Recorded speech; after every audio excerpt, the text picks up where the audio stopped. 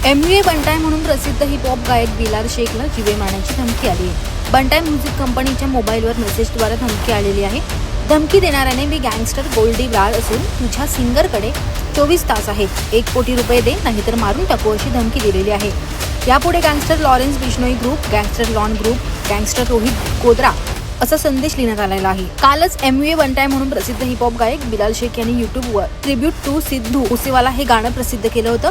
Tribute to Sidhu Moosewala हे गाणं प्रदर्शित केल्यानंतर धमकी आल्याने हे प्रकरण गंभीर झालंय। या प्रकरणी NRI पोलीस ठाण्यात गुन्हा दाखल करण्यात आला असून अधिक तपास करत आहेत। बंटाई रेकॉर्ड्स कंपनी ही म्युझिक ऑडिओ व्हिडिओ बनवायचं काम करते। त्यांचा सोशल मीडियावर एक पब्लिश्ड मोबाईल नंबर आहे। त्या मोबाईल नंबरवर 25 तारखेला सकाळी 8 वाजता मेसेज आला होता की तुमच्या सिंगरला सांगा की आम्हाला 1 कोटी रुपये द्या, नाहीतर आम्ही तुमच्यासोबत काहीतरी बरं वाईट करू।